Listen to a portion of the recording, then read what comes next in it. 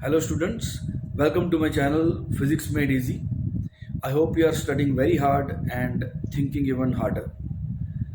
बेटा क्वेश्चन पूछना बहुत ज़रूरी है। जब भी आप पढ़ाई करते हो आपके दिमाग में बहुत सारे क्वेश्चंस आते होंगे।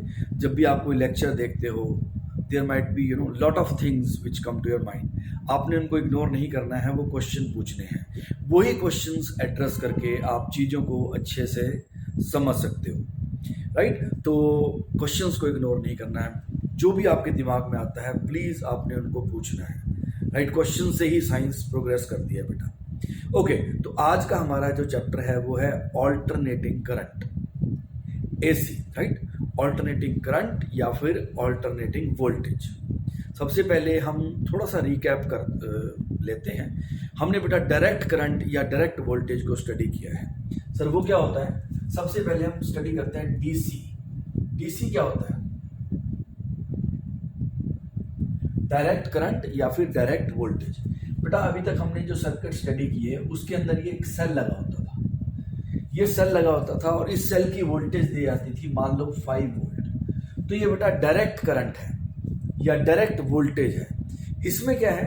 इसमें जो वोल्टेज है वो टाइम के साथ चेंज नहीं होगी। अगर टाइम के साथ आप वोल्टेज का ग्राफ प्लॉट करोगे इस सेल का, तो वो टाइम के साथ 5 वोल्ट ही रहने वाला है, राइट? मोर और लेस थोड़ा बहुत fluctuation we can imagine, but otherwise ये कांस्टेंट रहेगा, 5 वोल्ट ही रहेगा। अगर मान लो इस सेल को आपने एक रेजिस्टेंस के साथ लगा दिया, सपोज आपने इसको एक रेजिस्टेंस के साथ लगाया, सपोज 5 ओम के साथ। 5 वोल्ट का सेल है, इसको आपने 5 ओम के साथ कनेक्ट कर दिया। इसकी इंटरनल रेजिस्टेंस को मैं 0 मान रहा हूं, तो बेटा क्या होगा? तो इसमें करंट फ्लो करेगा कितना? 1 एम्पियर। तो 1 एम्पियर बेटा अगर इस करंट को आप प्लॉट करोगे, करंट को आप टाइम के साथ प्लॉट करोगे तो क्या होगा? Constant, right? 1 एम्पियर। तो ये जो करंट या वोल्टेज है इसको हम बोलते हैं डायरेक्ट करंट, राइट? यानी कि जो सेल से या बैटरी से आती है वो डायरेक्ट करंट होता है, डायरेक्ट वोल्टेज होती है। उसके अंदर वोल्टेज और करंट जो है वो टाइम के साथ वेरी नहीं करते। लेकिन आज जो हम बात करने वाले हैं, ये तो हमने काफ़ी सारे सर्किट सॉल्व किए हैं। आप करंट इलेक्ट्रिसिटी के लेक्चर्स दे सकते हो अगर आपको ये वाली चीज़ें अच्छे से समझनी है। तो आज हमने बात करनी है ऑल्टरनेटिंग करंट की, ऑल्टरनेटिंग वोल्टेज की। सर वो क्या होता है? अभी मैं आपको एक्सप्लेन करता हूं। So this was your direct current, जिसमें करंट या वोल्टेज कांस्टेंट रहता है टाइम के साथ। अब एसी क्या होता है बेटा? और एसी बनता कैसे है? एसी बनता है बेटा एसी जनरेटर के साथ।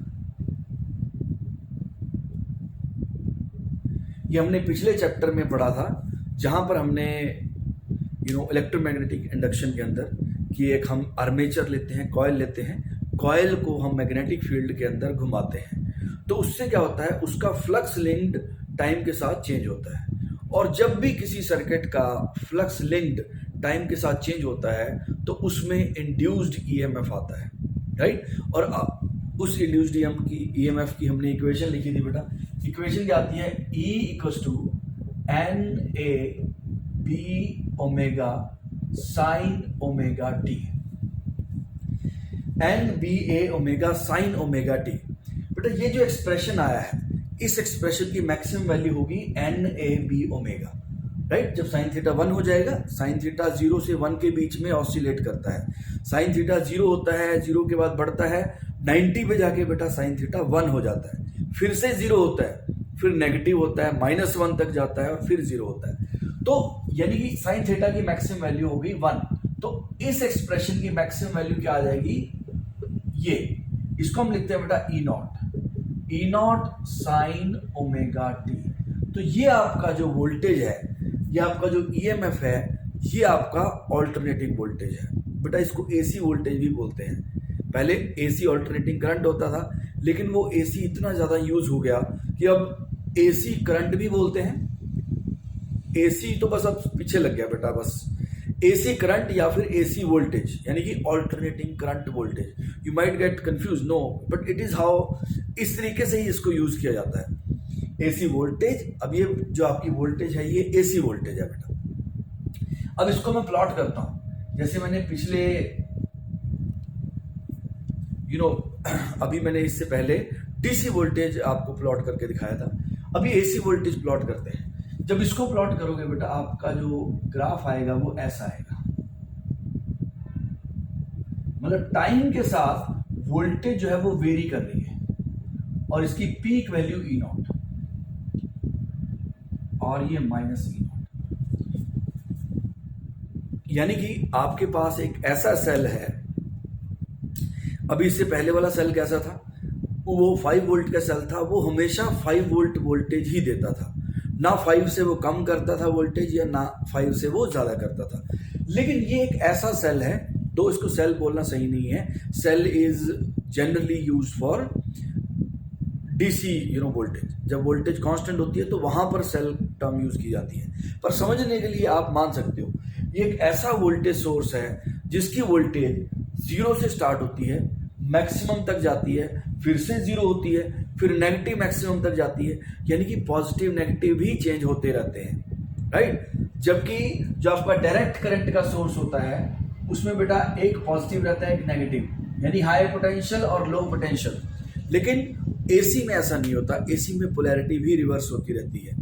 तो ये आपकी बेटा एसी वोल्टेज की इक्वेशन है, E = E0 sin omega T. इसको कॉस की टर्म्स में भी लिखा जा सकता है, ये भी आपको याद रखना है, E = E0 cos omega T भी इसको लिख सकते हैं। एंड बेटा जो करंट होगा, अब जब आपकी वोल्टेज फ्लक्चुएट कर रही है, रादर वोल्टेज अप डाउन हो रही है, वोल्टेज ऑल्टरनेट कर रही है, यानी कि प्लस माइनस में वेरी कर रही है, तो उसके कॉरस्पॉन्डिंग जो करंट होगा बेटा वो भी ऑल्टरनेट करेगा। तो करंट की जो इक्वेशन होगी वो भी इसी शेप की होगी, I = I0 sin omega T, या फिर I = I0 cos omega t. इन दोनों से इसको रिप्रेजेंट किया जा सकता है। तो बेटा आपका जो करंट होने वाला है, करंट भी आपका 0, मैक्सिमम, नेगेटिव मैक्सिमम, फिर 0 एंड सो ऑन। तो ये आपका alternating voltage and this is your alternating current, right. आप इस वोल्टेज की खास बात देखो बेटा, फिर से यू माइट वंडर कि मैं रिपीट कर रहा हूं, पर आपको ये अच्छे से याद करना है। 0 वोल्टेज फिर मैक्सिमम तक जाएगी, फिर वोल्टेज कम होते होते 0 हो जाएगी, फिर नेगेटिव मैक्सिमम तक जाएगी, फिर 0 हो जाएगी, फिर पॉजिटिव मैक्सिमम तक जाएगी। इस तरीके से वोल्टेज वेरी करती है। हमारे घरों में भी बेटा वोल्टेज जो है वो वेरी करती है, हमारे घर में ऑल्टरनेटिंग वोल्टेज आती है, राइट। अब यहाँ पे समझने वाली बात है, आपके दिमाग में एक सिंपल स्ट्रेट फॉरवर्ड क्वेश्चन आएगा अगर आप सोचोगे बेटा, जो कि बहुत जरूरी है। आप कहोगे सर अगर हमारे घर में वोल्टेज ऐसे वेरी कर रही है तो हमारे अप्लायंसेस तो वेरी नहीं करते, मतलब आपका बल्ब क्या ऐसे होता है ऑन ऑफ, ऐसा नहीं होता। क्यों? क्योंकि बेटा जो वेरिएशन है वो बहुत फास्ट है। हमारे घर में जो वोल्टेज आ रही है उसकी फ्रीक्वेंसी होती है 50 हर्ट्ज। 50 हर्ट्ज का मतलब 1 सेकंड में 50 साइकिल कंप्लीट होते हैं, राइट। ये बेटा एक साइकिल है, यहां से लेके यहां तक ये एक साइकिल कंप्लीट हो गया, और इसको कंप्लीट होने में आपको एक टाइम पीरियड लगता है, राइट। ये भी आपको रिलेशन याद रखना है बेटा। ये जो ओमेगा होता है ये होता है 2π टाइम पीरियड। ये क्लास 11th में सर्कुलर मोशन में सिखाया जाता है, पर आपको अभी याद रखना है omega is 2π time period. Time period क्या होता है, कितने टाइम में एक साइकिल कंप्लीट हुआ है वोल्टेज का, ठीक है। और इसको हम लिख सकते हैं 2πf। 1 टाइम पीरियड होता है बेटा फ्रीक्वेंसी, राइट। जैसे मैंने आपको अभी एग्जांपल दिया, हमारे घरों में जो वोल्टेज आती है उसकी फ्रीक्वेंसी 50 हर्ट्ज होती है, यानी कि 1 सेकंड में बेटा 50 साइकिल कंप्लीट होते हैं। तो सोचो 1 सेकंड में जो 50 बार वेरिएशन हो रही है वो तो हमें दिखाई नहीं देगी, इसलिए हमें बल्ब फ्लक्चुएट करते हुए नहीं दिखाई देते। आपका फैन भी ऐसे ही घूमता है, राइट, हमें उसकी स्पीड कम या ज्यादा होते हुए नजर नहीं आती, बिकॉज वेरिएशन बहुत ज्यादा फास्ट होती है। तो ओमेगा इज 2π टाइम पीरियड, ये याद रखना है, and 2πf, f is the frequency. Okay, अब इसको हमें अच्छे से डील करना है बेटा, इसको अच्छे से समझना है, सारी टर्म्स क्या क्या है, इस इक्वेशन को समझना बहुत जरूरी है। फिर आपको इसके साथ रिलेटेड 2-3 मैं इंटरेस्टिंग थोड़ी बातें बताऊंगा कि लोग क्या सोचते हैं और क्या होना चाहिए। तो बेटा AC जो होगा उसकी इक्वेशन हम समझते हैं पहले अच्छे से। या आपकी ऑल्टरनेटिंग वोल्टेज होगी या करंट हो गया। तो इसकी इक्वेशन क्या लिखते हैं हम, E=E0 sine omega T, right. कई बार इसमें कुछ एंगल भी ऐड कर देते हैं, फाई, राइट। ये फाई भी कई बार ऐड कर दिया जाता है, कांस्टेंट होता है वैसे एंगल। अब let us try to understand each and every term. इसकी सारी टर्म्स हमें समझनी है। ई क्या होता है बेटा, इंस्टेंटेनियस वैल्यू, इंस्टेंटेनियस वैल्यू यानी कि एक पर्टिकुलर इंस्टेंट ऑफ टाइम पे कितनी वैल्यू है वोल्टेज की। क्योंकि आप देख सकते हो बेटा वोल्टेज जो है वो वेरी कर रही है, राइट। हर टाइम पे वोल्टेज जो है वो डिफरेंट है। जीरो और कहां तक जाती है, E0 तक जाती है, और नीचे भी कहां तक जा रही है बेटा, -E0 तक जा रही है। लेकिन हर टाइम पे वोल्टेज की वैल्यू जो है वो डिफरेंट है। तो E को हम क्या बोलते हैं, इंस्टेंटेनियस वैल्यू, एक पर्टिकुलर इंस्टेंट पे वैल्यू। E0 इसको हम क्या बोलते हैं, यह है बेटा मैक्सिमम वैल्यू और पीक वैल्यू, राइट। ये मैक्सिमम वैल्यू है या ये पीक वैल्यू होगी। पीक मतलब मैक्सिमम वोल्टेज कहां तक जा रही है या फिर करंट कहां तक जा रहा है। अगर यहाँ पे करंट लिखा हुआ है I=I0 अगर लिखा हुआ है, ओके। उसके बाद ओमेगा, ओमेगा होती है बेटा 2π टाइम पीरियड या फिर 2πf। इसको हम क्या बोलते हैं, ओमेगा को angular frequency, angular frequency, omega is angular frequency. And इसके यूनिट क्या होते हैं बेटा, रेडियन पर सेकेंड, राइट, रेडियन पर सेकेंड। उसके बाद बेटा आपके पास क्या आ गया, टी हो गया आपका टाइम, एंड फाई क्या हो गया, initial phase, initial phase. Phase से बच्चों को बहुत कंफ्यूजन होती है, बट सिंपल एक वर्ड में अगर मैं बोलूं फेज क्या होता है, इस एंगल को फेज बोलते हैं। This angle is called phase. ये एंगल ही आपको बताएगा कि वोल्टेज की वैल्यू मैक्सिमम है, पॉजिटिव है या नेगेटिव है या जीरो है। तो जो वोल्टेज की वैल्यू को बताता है उसको हम फेज बोलते हैं। तो इस पूरे एंगल को हम क्या बोल देते हैं, phase, right. E=E0 sine omega t plus phi. बेटा यहाँ पे साइन की जगह कॉस भी आ सकता है, टैन नहीं आ सकता, क्योंकि टैन की इन्फिनिट वैल्यू हो सकती है तो वो नहीं आएगा, साइन आएगा या फिर कॉस आएगा। तो ये टर्म सारी आपको अच्छे से समझनी है, राइट। आप इसको पॉज करके नोट कर सकते हो, एंड देन एक एक टर्म आपने अपने दिमाग में बिठा लेनी है। अब इसका क्वेश्चन करते हैं ताकि आपको ये टर्म्स क्लियर हो जाए।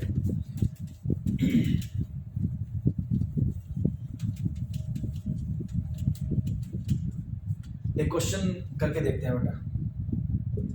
आपको दिया हुआ है E=100√2 साइन 100πt प्लस π/6। ये आपको दिया हुआ बेटा इक्वेशन। ये बोलते हैं find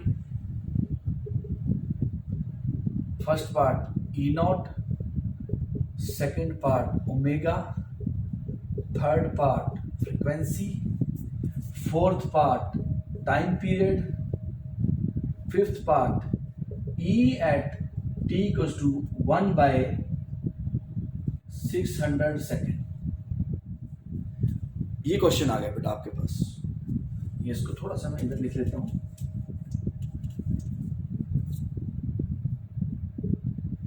E at t=1/600 second. एक एक चीज ये पूछ रहे हैं आपसे बेटा, तो सबसे पहले क्या करना है, E=100√2 साइन πt प्लस π/6। तो ये जो कॉफिशिएंट है ये आपका हो गया पीक वैल्यू। तो E0 की वैल्यू कितनी आ गई आपके पास, 100√2। सेकेंड इन्होंने पूछा है ओमेगा। बेटा टी का कॉफिशिएंट जो होता है वो ओमेगा होता है।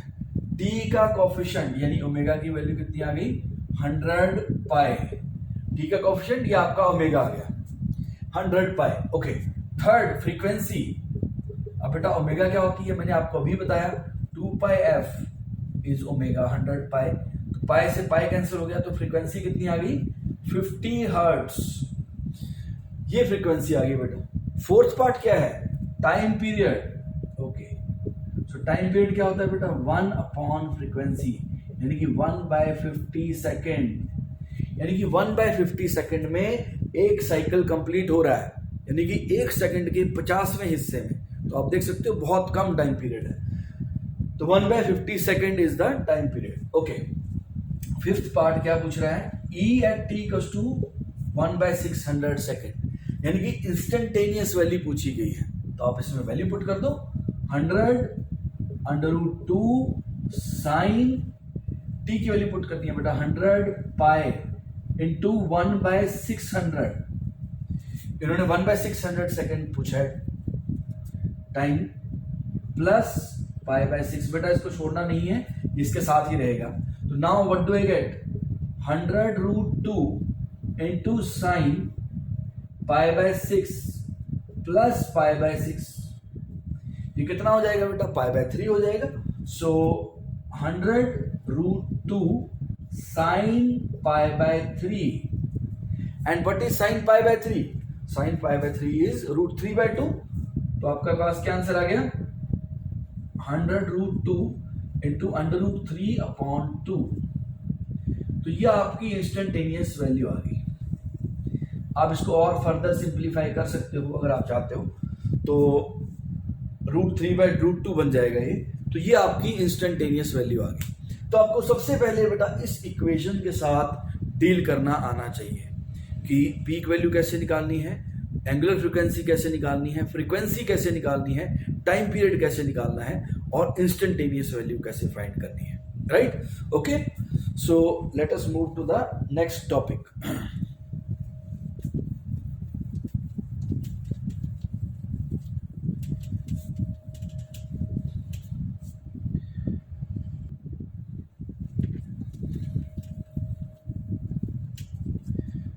ओके बेटा, नेक्स्ट वैल्यू है, नेक्स्ट चीज जो हमने स्टडी करनी है वो है average value of AC. Average value of AC, average value of AC voltage, right. पहले हम वोल्टेज की एवरेज वैल्यू निकालते हैं। एवरेज वैल्यू का मीनिंग क्या होता है बेटा, अब समझना ध्यान से।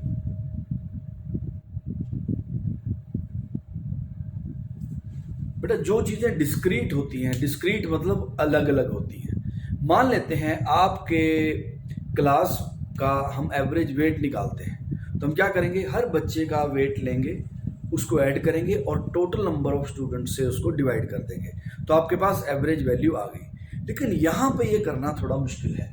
एवरेज वैल्यू ऑफ एसी का मतलब क्या है, मुझे इन टर्म्स ये सारी जो वैल्यूज हैं इनका एवरेज चाहिए ये, तो इसको एवरेज इंटीग्रेशन से किया जा सकता है। कोई भी चीज जो बेटा कॉन्टिन्यूसली वेरी करती है तो उसका एवरेज हम किससे निकालते हैं, इंटीग्रेशन से निकालते हैं। सो लेट अस सी ई एवरेज कैसे डिफाइन किया गया है।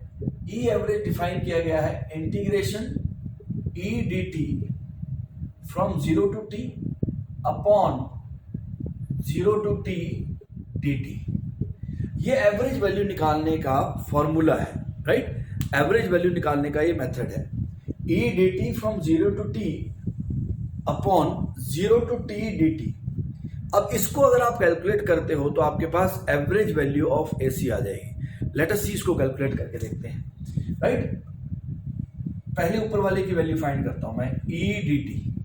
अब बेटा e की वैल्यू क्या होती है, e is e equals to e nought sine omega t. तो आप यहां पे वैल्यू पुट कर दो e nought sine omega t d t from 0 to t, right. So e nought constant है, बाहर आ जाएगा। Integration of sine omega t, integration of sine omega t क्या होता है बेटा, minus cos omega t upon omega. देखो basic maths आना बहुत जरूरी है बेटा, अगर वो नहीं आएगा तो आपको काफी प्रॉब्लम आएगी, और खासकर इस चैप्टर में आपको बेसिक मैथ्स रिवाइज करना चाहिए। तो साइन ओमेगा टी की integration minus cos omega t upon omega, right, from 0 to t। अब ओमेगा को हम बाहर ले आते हैं और माइनस को भी बाहर ले आते हैं, तो क्या आ गया, e nought upon omega minus बाहर, क्या बच गया बेटा, cos omega T from 0 to t, कितना बन जाएगा, minus E nought by omega cos omega T minus cos 0, right. Upper limit put की जाती है पहले टी की जगह, माइनस फिर लोअर लिमिट पुट करते हैं बेटा, तो ये आ गया। अभी कितना बन जाएगा, माइनस ई nought upon omega cos omega T, omega होता है बेटा 2 पाई बाय टाइम पीरियड। अभी मैंने आपको बताया, देखो यही फंडामेंटल्स होते हैं, आपको ये पता होगा तो आप यहां पे अटकोगे नहीं। ओमेगा की value 2 pi by time period into T minus cos 0, तो टी से टी कैंसिल हो गया। अब कॉस 2 पाई बेटा होता है 1,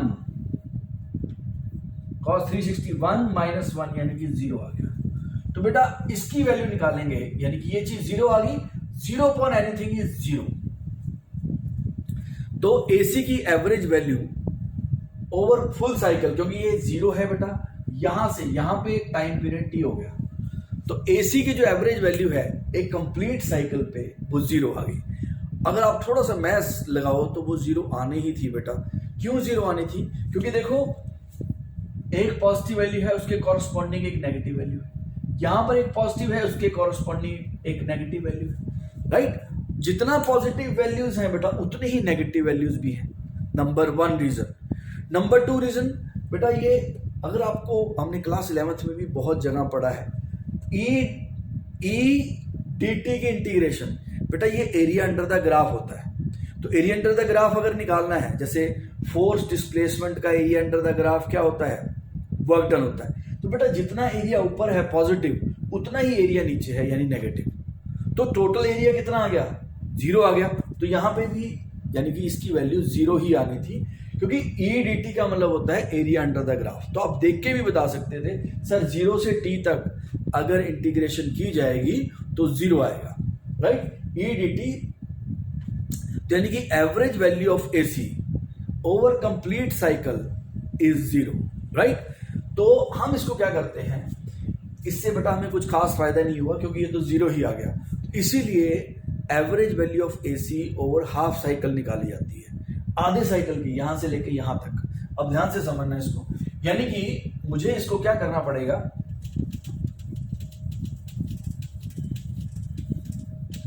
इसकी जो एवरेज निकालते हैं बेटा वो t/2 तक निकालते हैं, यानी कि ये t 0 से यहां पर आएगा t/2 और ये t/2 लेट अस सी, इससे क्या वैल्यू आएगी, ई नॉट, यहां तक तो सेम हो गया बेटा, सिर्फ मैंने लिमिट चेंज कर दी 0 से t/2 तक, राइट। अब इसकी वैल्यू हम कैलकुलेट करते हैं, तो आपके पास क्या आ जाएगा, minus E nought by omega cos omega t/2 minus cos 0। अब वैल्यूज पुट करते हैं बेटा, minus E nought by omega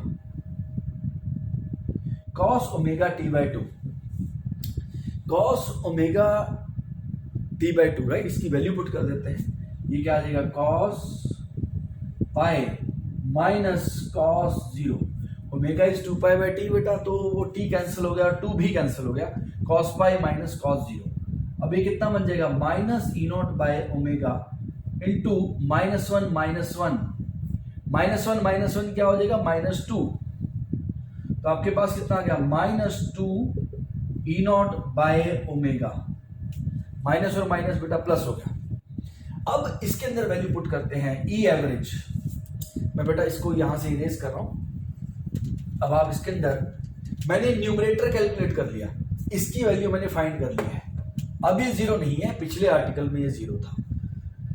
अब इसकी वैल्यू मैंने कैलकुलेट करी, कितनी आ गई, 2 ई नॉट बाय ओमेगा। अब बेटा ये 0 से t/2 तक है, तो इसकी इंटीग्रेशन हो जाएगी t/2, यानी कि ये 1 हो गया ना, 1 की इंटीग्रेशन t, तो बेटा 0 से लेकर t/2 तक, तो t/2 आ जाएगा। तो t/2 अब आप देख सकते हो कितना बन गया, 4 ई नॉट बाय ओमेगा टी, ये कितना हो जाएगा, 2 पाई, ओमेगा फिर से 2 पाई बाय टाइम पीरियड होता है, तो 2 पाई बन गया, तो कितना आ गया, 2 e nought by pi, right. तो ई एवरेज कितना आ गया, 2 ई नॉट बाय पाई, तो आपको ये वैल्यू याद रखनी है बेटा, 2 ई नॉट बाय पाई, यानी कि AC की average value from this point to this point for half cycle. Half cycle का AC का एवरेज वैल्यू कितना आता है, 2 e nought by pi. E nought क्या होता है बेटा, पीक वैल्यू होता है, राइट। अगर इसको हम कैलकुलेट करते हैं तो बेटा कितना आ जाएगा, 0.637 इंटू ई नॉट, या फिर 63.7% ऑफ ई नॉट, यानी कि जो एवरेज वैल्यू होती है बेटा वो 63.7% ऑफ पीक वैल्यू होती है। यानी कि जो मैक्सिमम वैल्यू होगी AC की हाफ साइकिल पे एवरेज वैल्यू 63.7% होने वाली है, राइट। सेम तरीके से हम आई एवरेज भी निकाल सकते हैं बेटा। तो आई एवरेज बिल्कुल इसी मेथड से आएगा।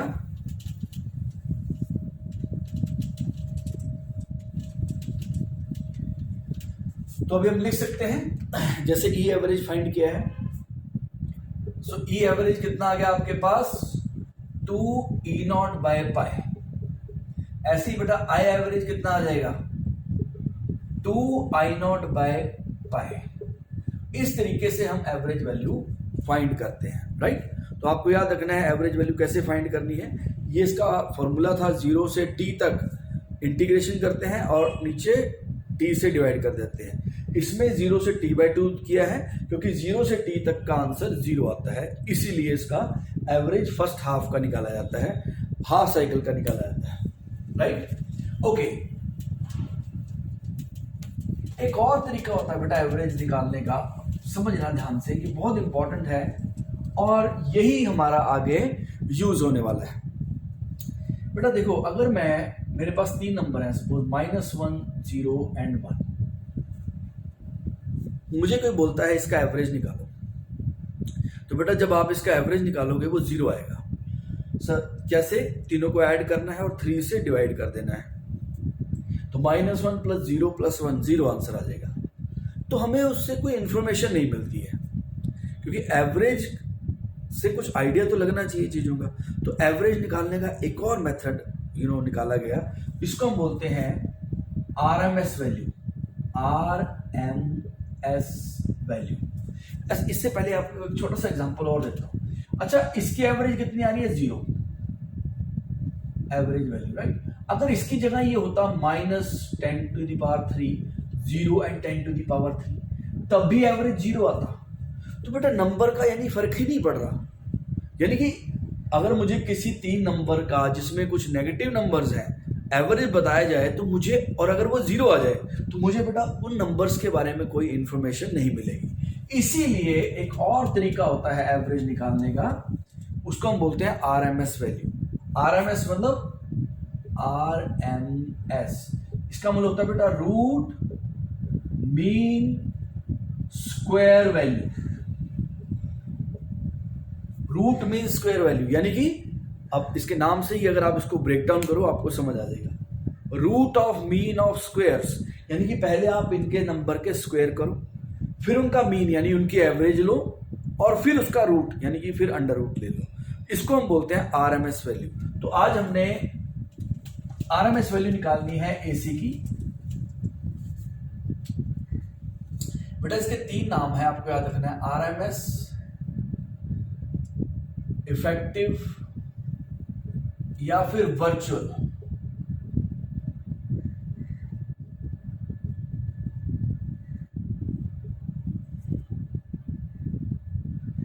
RMS, इफेक्टिव या फिर वर्चुअल, तीनों में से कोई भी नाम यूज किया जा सकता है, राइट।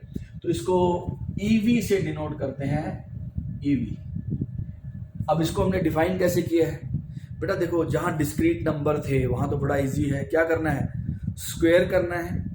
जैसे 3 नंबर थे, मैंने आपको बताया, स्क्वायर कर दो तीनों को, करके देख लेते हैं बेटा। जैसे इसकी मुझे RMS वैल्यू निकालनी है, समझो बेटा, देखो इससे आपको मैथ्स की सिग्निफिकेंस पता लगेगी कि मैथ्स कितनी बड़ी चीज है जिससे हम क्या क्या नहीं कर सकते हैं। इसका RMS वैल्यू निकालना बेटा, क्या करना है, -1 का स्क्वायर प्लस 0 का स्क्वायर प्लस 1 का स्क्वायर अपॉन 3 का under the root. RMS value ऐसे निकलेगी, root of mean of squares, squares फिर उनका मीन यानी एवरेज, फिर उसका अंडर रूट। लेकिन हमारे पास ये लग्जरी नहीं है। क्यों नहीं है? क्योंकि हमारा तो फंक्शन ही बेटा कॉन्टिन्यूअस है। आप देखो हमारा एसी तो ये ऐसे है, तो इसमें तो हर इंस्टेंट पे वैल्यू है, तो ये कॉन्टिन्यूअस वैल्यू है, तो इसका आरएमएस कैसे निकाला जाएगा? अब ध्यान से समझना, ई वी लिखते हैं बेटा इसको, वर्चुअल इक्वल्स टू क्या हो जाएगा, integration E square d t from 0 to T upon 0 to T d t under the root. यानी कि बेटा ई स्क्वायर डी टी, आपने E square d t calculate करना है। इससे पहले वाले में एवरेज में क्या कैलकुलेट करना होता है, ई डी टी कैलकुलेट करना है, यहां पर ई स्क्वायर डी टी। सर इसकी लिमिट आपने 0 से टी लगाई है। यस, इसमें फर्क नहीं पड़ने वाला, क्योंकि बेटा जब आप स्क्वायर करते हो तो नंबर पॉजिटिव हो जाते हैं। तो आप अगर 0 से टी निकालोगे तब भी आरएमएस सेम आएगा, और 0 से टी बाई 2 करेंगे तब भी आरएमएस सेम आएगा। तो ये आपकी एक्सरसाइज है, होम एक्सरसाइज। मैं 0 से टी कैलकुलेट करूंगा, आप 0 से टी बाई 2 कैलकुलेट करना। तो पहले ऊपर वाले को हम कैलकुलेट करते हैं बेटा, ऊपर वाला कैलकुलेट कर रहा हूं, फिर इसमें पुट करूंगा मैं। I am calculating this E square d t from 0 to T. बेटा ई की वैल्यू पुट कर दो। ई क्या है, e nought sine omega t, e nought square sine omega t d t from 0 to t. अब e nought square हम यहां से निकाल लेते हैं बाहर। ई नॉट का स्क्वायर आपका बाहर आ गया, साइन स्क्वायर ओमेगा टी। बेटा इसकी इंटीग्रेशन करनी है। अब इसकी इंटीग्रेशन होती है कैसे, 1 minus cos 2 omega t upon 2 d t from 0 to T. ये इसका तरीका होता है इंटीग्रेशन करने का, ठीक है। साइन स्क्वायर ओमेगा टी को हम क्या लिखते हैं, 1 minus cos 2 omega t upon 2। बेटा इसीलिए ये मैथमेटिक्स आपको 11th के स्टार्टिंग में सिखाया जाता है, क्योंकि ये बहुत ज्यादा यूज होते हैं, राइट। तो मैं आपको इसके बाद इसका रिजल्ट भी बता दूंगा डायरेक्ट, जो आपको याद रखना है। अभी ये नॉन मेडिकल वालों को तो डेफिनेटली करना चाहिए, क्योंकि उनके लिए तो ये सिंपल इंटीग्रेशन है। मेडिकल वालों को थोड़ा मुश्किल आ सकता है, लेकिन with practice you can also get perfect. Okay, तो ई नॉट का स्क्वायर, अब बेटा इंटीग्रेशन करते हैं। हाफ की इंटीग्रेशन हो जाएगी टी बाई 2, हाफ होगा डी टी, तो t by 2 minus cos 2 omega t की इंटीग्रेशन। बेटा कॉस 2 ओमेगा टी की इंटीग्रेशन हो जाएगी sine 2 omega t upon 2 omega, t का कोफिशिएंट से डिवाइड करना है, फ्रॉम 0 टू टी, राइट। अब देखना ध्यान से, अब इसमें upper limit minus lower limit, तो क्या आ जाएगा, ई नॉट का square. Okay, upper limit put करो बेटा टी बाई 2 माइनस, इसमें अपर लिमिट पुट करो sine 2 omega t by 4 omega. Okay, पहले मैंने अपर लिमिट पुट की, ये टी जो है इसमें भी और इसमें भी, फिर माइनस लोअर लिमिट। बेटा लोअर लिमिट पुट करेंगे, देखो इसमें 0 पुट करेंगे 0, साइन 0 ये भी 0, तो यानी कि माइनस 0। अपर लिमिट पुट करने हैं, कई बच्चे क्या गलती करते हैं, सिर्फ इसमें पुट कर देते हैं। बेटा इस पूरे एक्सप्रेशन में पुट करनी है, राइट। तो ये आपके पास t by 2 minus sine 2 omega capital t by t, small t की जगह कैपिटल टी पुट करना है। ओके, तो अब इसके बाद क्या आ गया आपके पास, अगर आप थोड़ा सा ध्यान से देखो, ये बन गया बेटा e nought square t by 2। Sir ये कहां गया, बेटा ये 0 हो जाएगा।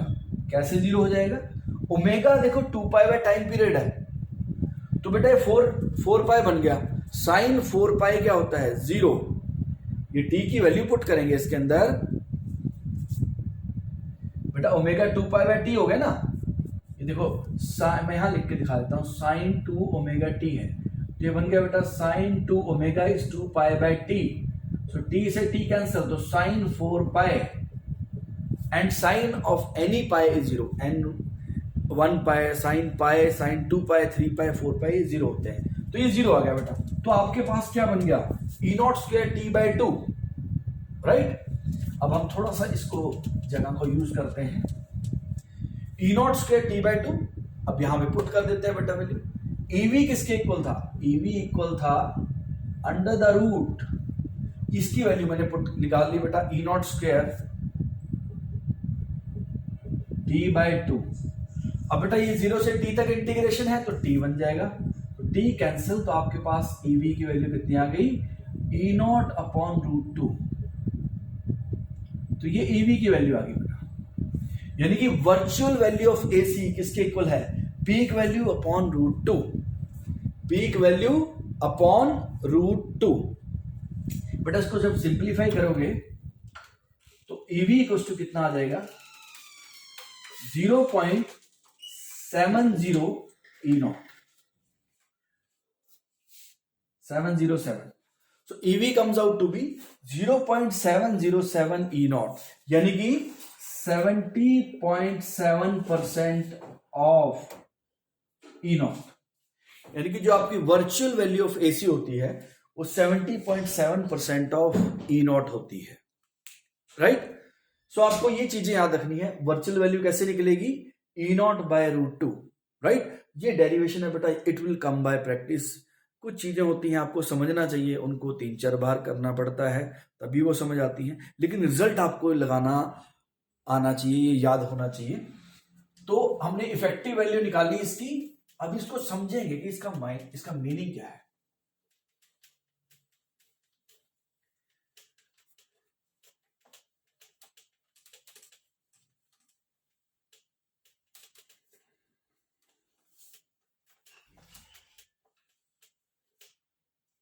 बेटा ये आपका एसी है, जो आपका एसी वोल्टेज होता है वो वेरी करता है। आपका एसी वोल्टेज वेरी करता है, राइट, 0 से लेके ई नॉट तक। तो अब हमने इससे रिलेटेड 2 टर्म्स निकाली हैं। करंट भी ड्रॉ कर देता हूं, आपको ये नहीं लगना चाहिए कि सिर्फ वोल्टेज की ही वैल्यू होती है, बेटा करंट की भी होती है। ये आपका करंट हो गया। तो ई एवरेज हमने निकाला पहले। ई एवरेज क्या होता है? 2 e nought by pi, and e virtual निकाला e nought upon root two. ऐसे बेटा आई एवरेज किसके इक्वल होगा? 2 I nought by pi, and I virtual कितना हो जाएगा? I nought upon root two. यानी कि पीक वैल्यू को रूट टू से डिवाइड करके आपकी इफेक्टिव वैल्यू या वर्चुअल वैल्यू आएगी। बेटा ये काफी ज्यादा यूज होने वाला है, आईवी या ईवी, ये आपको निकालना आना चाहिए। ये आपको बहुत ज्यादा यूज क्वेश्चंस के अंदर यूज होगा। अब बेटा आपको मैं क्वेश्चन छोटा सा पूछता हूं, अब ध्यान से समझना। मैं आपको मेन चीज, फिजिक्स तो बेटा आप खुद सीख जाओगे अगर आप क्वेश्चन करना सीख जाओ। फिजिक्स मुश्किल नहीं है, मुश्किल काम है क्वेश्चन करना।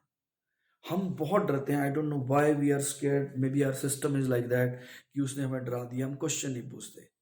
क्वेश्चन पूछना बहुत जरूरी है। जितने ज्यादा क्वेश्चन पूछोगे बेटा उतना आपको चीजें अच्छे से क्लियर होंगी। यस, ये तरीका थोड़ा मुश्किल है क्योंकि जब आप क्वेश्चन पूछोगे एक के बाद एक क्वेश्चन बनता रहेगा, लेकिन एंड में आपको बहुत अच्छे से चीजें क्लियर होंगी, आप कॉन्फिडेंट होगे अपने टॉपिक के अंदर। देखो जो मैं आपको बताना चाहता हूं, हमें आई थिंक क्लास 9th या 10th में बता देते हैं कि हमारे घरों में ऑल्टरनेटिंग वोल्टेज आती है। हमारे घर में जो वोल्टेज आती है वो एसी होती है, डीसी नहीं होती। डीसी कहाँ होता है? गाड़ी की बैटरी डीसी होती है बेटा। हमारे घर में जो इन्वर्टर लगा होता है वो डीसी होता है। हमारी जो टॉर्च के अंदर सेल डलते हैं वो डीसी होते हैं। हमारे फोन की बैटरी जो है बेटा वो डीसी है, डायरेक्ट करंट, यानी कि constant voltage and constant current. लेकिन जो हमारे घरों में वोल्टेज आती है वो एसी होती है, ऑल्टरनेटिंग होती है। ये आपको बताया जाता है। उसके साथ साथ आपको ये भी बताते हैं कि हमारे घर में जो वोल्टेज आती है वो 220 वोल्ट आती है, राइट। आप ये 2 इंफॉर्मेशन कंबाइन करो बेटा। हमारे घर में वोल्टेज आ रही है एसी यानी कि एसी, ये भी आपको पता है। और दूसरा, हमारे घर में जो वोल्टेज आ रही है वो 220 वोल्ट है। क्या ये दोनों स्टेटमेंट कंट्राडिक्टरी नहीं है? क्योंकि देखो जो चीज वेरी कर रही है उसका ये कौन सा नंबर है? 220 वोल्ट हमारे घर में जो इन्होंने बताया, पहले तो बोल रहे हैं कि एसी वोल्टेज आता है और फिर बोल रहे हैं कि 220 वोल्ट आता है। ये तो दोनों स्टेटमेंट अलग अलग होगी बेटा, क्योंकि एसी बोलते ही वोल्टेज क्या हो रही है, वेरी कर रही है, ऑल्टरनेट कर रही है, और भी बेटर वर्ड ऑल्टरनेट कर रही है, यानी कि प्लस माइनस हो रही है। तो फिर ये 220 क्या है, राइट? तो आपको ये क्वेश्चन आपके दिमाग में आना चाहिए था। चलो नहीं आया बेटा, कोई बात नहीं, आई कैन अंडरस्टैंड, बट अब से थोड़ा सोचना शुरू करो। अगर आप अभी से भी सोचोगे आपको चीजें बहुत अच्छे से क्लियर होंगी, राइट? तो सर ये 220 क्या होता है बेटा, ये आपको वर्चुअल वैल्यू दी जाती है, ये आपके घर की वोल्टेज की वर्चुअल वैल्यू है, ईवी। सर इसका मतलब बेटा देखो, ईवी क्या होता है, E0/√2, यानी कि ये 220 दिया हुआ है, इसका मतलब E0 कितना आ गया आपका, इसको सिंप्लीफाई करेंगे 311 वोल्ट आएगा अप्रोक्सीमेटली। तो यानी कि हमारे घर में जो वोल्टेज आती है बेटा वो 311 वोल्ट तक जाती है। हमारे घर में वोल्टेज जो आ रही है देखो कैसे आ रही है, 0 वोल्ट, 10 वोल्ट, 20 वोल्ट, कहां तक जाती है 311 वोल्ट, फिर 0, अगेन 311, ऑपोजिट पोलैरिटी। इसका सिंबल कैसे बनाया जाता है बेटा, इसका सिंबल ऐसा होता है, इसको हम बोलते हैं स्क्विगली, ये जो शेप है स्क्विगली बोलते हैं। ये एसी का सिंबल होता है। डायरेक्ट करंट का तो आपको पता ही है सिंबल क्या होता है, ये डायरेक्ट करंट का सिंबल है, पॉजिटिव नेगेटिव इसका फिक्स्ड होता है। लेकिन बेटा इसमें पॉजिटिव और नेगेटिव फिक्स नहीं होता, पॉजिटिव नेगेटिव पोलैरिटी जो है वो चेंज होती रहती है, राइट? तो हमारे घर में देखो, जो मैंने आपको बताया, शायद किसी के दिमाग में आया भी होगा, शायद किसी ने पूछा भी होगा, लेकिन अगर आपको आंसर मिला तो बहुत अच्छी बात है, अगर आंसर नहीं मिला होगा आपने शायद छोड़ दिया होगा, चलो कोई बात नहीं, शायद ऐसे ही होगा। लेकिन बेटा यही क्वेश्चन आपको पकड़ने होते हैं। जब भी आपको कोई चीज समझाई जाती है, बिलीव मी, हमारे अंदर बहुत अच्छा सिस्टम है। अगर हमें कोई चीज समझ आती है हमें बहुत अच्छा लगता है, तो अगर आपको अच्छा नहीं लग रहा है यानी कि समझ नहीं आ रहा, आप दोबारा से उसको कोशिश करो समझने की। बिलीव मी, हमारा सिस्टम भी बहुत अच्छा है, प्योर है, लेकिन वो थोड़ा सा करप्ट हो जाता है because of the surroundings, right? तो आप सुनो, क्योंकि हमारे सराउंडिंग में भी बहुत ज्यादा क्वेश्चनिंग को एनकरेज नहीं किया जाता, राइट? ये बड़ा क्वेश्चन पूछता है, नहीं बेटा बहुत अच्छी बात है, क्वेश्चन ही पूछने हैं। तो हमारे घर में जो 220 वोल्ट आ रहा है वो क्या, कौन सी वोल्टेज है, वर्चुअल वोल्टेज, राइट? तो आपको याद रखना है, जब भी एसी के अंदर आपको वोल्टेज या करंट बताया जाएगा वो वर्चुअल होगा, यानी कि आईवी या ईवी की वैल्यू बताई जाएगी। आपको पीक वोल्टेज नहीं बताएंगे बेटा, आपको बताएंगे वर्चुअल वैल्यू हमेशा, और वो लिखेंगे भी नहीं बेटा, ये भी आपको याद रखना है, ये बाय डिफॉल्ट है, राइट? हम बोलेंगे हमने 220 वोल्ट एसी लगाया, तो आपको सीधा पता लगना चाहिए कि जो 220 वोल्ट है वो क्या है, वो आपकी वर्चुअल वैल्यू ऑफ वोल्टेज आपको दी गई है। ओके, सो आपको ये चीज याद रखनी है। अब हमने थोड़े इसके न्यूमेरिकल्स करने हैं, इसके हम थोड़े न्यूमेरिकल्स करते हैं। ये आपसे वर्चुअल वैल्यू के बारे में पूछेंगे, हम थोड़े क्वेश्चंस करते हैं, उससे आपको क्लियर हो जाएगा।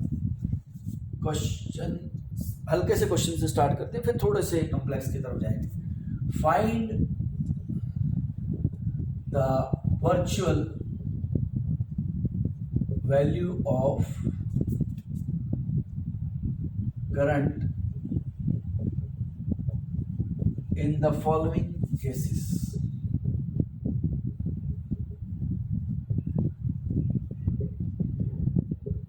I equals to 10√2 sin 100t plus pi/6.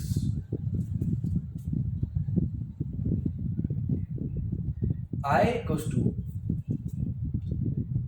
100 sin 10 pi t cos 10 pi t। आप ये पॉज करके खुद भी सॉल्व कर सकते हो, right? Otherwise you can look for the solution, आप सॉल्यूशन भी देख सकते हो। अब ध्यान से समझना बेटा, पहली क्वेश्चन दे रखी है I equals to 10√2 sin omega t plus pi/6। ये स्टैंडर्ड फॉर्म है, यानी कि ये सीधा बेटा आपका हो गया I0 कितना दे दिया इन्होंने, 10√2। अब हमें चाहिए IV किसके इक्वल होता है बेटा, I0/√2। तो कितना आ गया, 10√2 अपॉन √2, तो √2 कैंसिल हो गया, तो कितना आ गया 10 एम्पियर। तो इस करंट की जो वर्चुअल वैल्यू है बेटा वो 10 एम्पियर है। अब let us move to the second question. अब सेकंड क्वेश्चन जो है देखने में थोड़ा सा इंटिमिडेटिंग लग रहा है, डरावना लग रहा है, लेकिन अगर आप इसको थोड़ा सा ध्यान से लगाओ, ध्यान से सोचो। अब यहां पर बेटा जिन बच्चों का मैथ्स अच्छा है वो थोड़ा एज ले लेंगे, लेकिन बेटा अगर आपका मैथ्स अच्छा नहीं है तो ये नहीं कि आप छोड़ दो, आप और पुश करो, आप दोबारा मेहनत करो। अब इसमें क्या करना है, इसको मैं क्या लिख सकता हूं, 100 को लिख सकता हूं बेटा 50 इंटू 2। सर क्यों लिखा, अभी आपको बताता हूं। क्योंकि बेटा ये स्टैंडर्ड फॉर्म में नहीं था, this is not in the standard form. अब बेटा देखो 2 साइन थीटा कॉस थीटा, ये थीटा हो गई, 2 sine theta cos theta, formula होता है बेटा sine 2 theta equals to 2 sine theta cos theta. तो आप इसको क्या लिख सकते हो, 50 इंटू साइन ऑफ 2 थीटा यानी कि 2 इंटू 10 पाई टी। तो कितना आ गया बेटा 50 साइन 20 पाई टी। तो ये आ गया आपके पास आए। तो बेटा इसको थोड़ा ध्यान से मैं यहां पे लिखता हूं, ये 50 साइन 20 पाई टी आ गया। बेटा आप देखो अगर इस इक्वेशन की एक तो पीक वैल्यू आई नॉट कितनी आ गई बेटा 50, तो आई भी कितना आ जाएगा 50 अपॉन √2 यानी कि 25 √2 एम्पियर, ये आ गया। बेटा अगर इससे इस इक्वेशन से एंगुलर फ्रीक्वेंसी पूछते हैं, मान लो ओमेगा भी पूछा जाए यहां पे, तो बेटा कुछ बच्चे क्या करेंगे, सर ने बोला था टी का कोफिशिएंट। बेटा टी का कोफिशिएंट तभी यूज करना है अगर स्टैंडर्ड इक्वेशन हो। ये स्टैंडर्ड इक्वेशन फॉर्म में नहीं है, अब ये स्टैंडर्ड इक्वेशन फॉर्म में है। तो ओमेगा कितना आएगा यहाँ पे 20 पाई, एंड अगर एफ पूछा गया हो तो 2 pi f equals to 20 pi. Pi cancel हो गया बेटा, एफ की वैल्यू कितनी आ गई 10, तो फ्रीक्वेंसी 10 हर्ट्ज आ गई। तो आपको थोड़ा ध्यान रखना है कि फंक्शन को स्टैंडर्ड फॉर्म में लेके आना है पहले, ताकि उसके बाद आप ई नॉट या आई नॉट या कुछ भी फाइंड कर सको, right. Let us see the next question. बेटा कुछ क्वेश्चन इस फॉर्म में होते हैं, क्वेश्चन होगा a equals to 3 sine omega t plus 4 cos omega t. ये बोलते हैं इसकी आप हमें वर्चुअल वैल्यू निकाल के दिखाओ। अब बेटा ये भी स्टैंडर्ड फॉर्म में नहीं है, तो इसको स्टैंडर्ड फॉर्म में लेके आना पड़ेगा। तो इसको स्टैंडर्ड फॉर्म में कैसे लेके आया जाता है, ध्यान से समझना। इसको स्टैंडर्ड फॉर्म में लाने के लिए इसका मेथड मैं आपको करके दिखाना चाहता हूँ। वैसे आप फाइनल रिजल्ट भी याद रख सकते हो, लेकिन ये मेथड बहुत अच्छा है, इससे आपको काफी कुछ सीखने को मिलेगा। हम क्या करते हैं, इस 3 को लिखते हैं r cos phi एंड 4 को लिख लेते हैं r sin phi, राइट। अब कोई बच्चा बोलेगा सर हमें क्या सपना आएगा ये, सर ये ऐसे लिखना है। बेटे सपने उन्हीं को आते हैं जो टाइम स्पेंड करते हैं। अगर आप चीज़ों के बारे में चीज़ों को पढ़ोगे, आपके दिमाग अपने आप आपको नए नए आइडियाज़ देगा। तो जिसने ट्रिग्नोमेट्री में बहुत ज़्यादा टाइम लगाया उसको ये अकर कर गया, राइट। तो जब आप टाइम स्पेंड करोगे, जब आप किसी चीज़ के ऊपर एफर्ट लगाओगे, तो ऑब्वियसली आपके chances of getting a new idea will be more, तो आपको और आइडियाज आएंगे। तो ये किसी को आइडिया आया, उसने बोला 3 को लिखते हैं r cos phi, 4 को लिखते हैं r sin phi। सर इससे क्या होगा, अभी देखो इक्वेशन को स्क्वायर करके ऐड करते हैं। देखो स्क्वायर करके ऐड करो, 9 equals to r square cos square phi, और ये क्या हो गया 16 equals to r square sin square phi। बेटा कितना आ गया 25 equals to r square, common ले लो तो 1 आ गया। सर कैसे, cos square phi plus sin square phi, यानी r की वैल्यू आ गई बेटा 5। ओके, एंड आप इक्वेशन 2 को फर्स्ट से डिवाइड करो, तो tan phi कितना आ गया, tan phi आ गया आपके पास 4/3, तो phi की वैल्यू आ गई tan इनवर्स 4/3 यानी कि 53। tan थीटा 4/3 53 पे होता है, ये भी हमने बहुत बार किया है, आपको पता होना चाहिए। ओके, अब बेटा उस इक्वेशन के अंदर पुट करते हैं E equals to 5 cos phi sin omega t plus 5 sin phi cos omega t। अब बेटा इसको आप 5 को कॉमन ले लो, अगर आप देखो sin a cos b plus cos a sin b, ये कितना बन गया? sin a cos b plus cos a sin b is sin a plus b। तो आप देखो बेटा ये क्या बन गया? a equals to 5 into sine of something, a equals to 5 into sine of something. अब ये स्टैंडर्ड फॉर्म में आ गया बेटा, यानी कि पीक वैल्यू e कितनी, e नॉट कितना आ गया आपके पास? 5। इन्होंने वर्चुअल वैल्यू पूछा था बेटा, कितनी होगी? 5/√2। ये आपकी वर्चुअल वैल्यू होगी। तो आपने पहले इसको इस फॉर्म में लिखा। अब आप इसको बेटा डायरेक्ट याद भी रख सकते हो अगर आप याद करना चाहो, पर मैं चाहता हूं कि आपको ये आना चाहिए, राइट? आपको मेहनत की आदत डलनी चाहिए बेटा। हार्डशिप जो है वही सी चीजें निकल के आती हैं बेटा, एफर्ट किया करो, राइट? शॉर्टकट बहुत ज्यादा सक्सेसफुल नहीं होते हैं, तो पर इसका शॉर्टकट आपको बता देता हूं। आया ही ऐसे है, क्या करना है बेटा, जब ये इस फॉर्म में होगा x, ये साइन थीटा का स्क्वायर कोएफिशिएंट का स्क्वायर कॉस थीटा के कोएफिशिएंट का स्क्वायर अंडर द रूट, तो ये जो होगा बेटा ये पीक वैल्यू होगी, राइट? ये इसका मेथड आपको करना चाहिए, मैथ्स वाले स्टूडेंट्स को स्पेशली करना चाहिए ये। और अब इसको हम अप्लाई करते हैं, एक क्वेश्चन में अप्लाई करते हैं। यहां पे ये क्वेश्चन क्या बोलेंगे?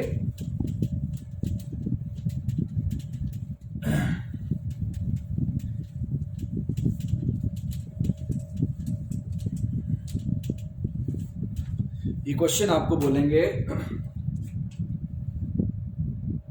फाइंड द वर्चुअल वैल्यू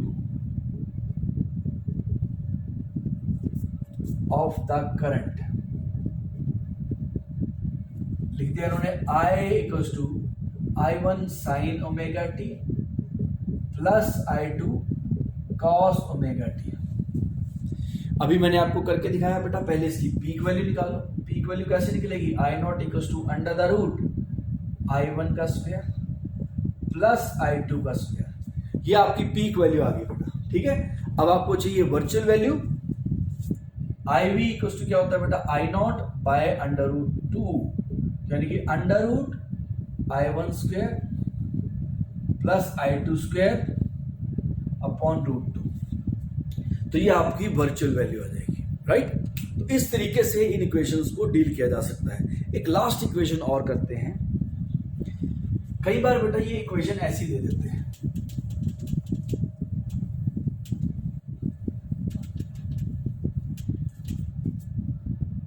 कई बार ये इक्वेशन देते हैं फाइंड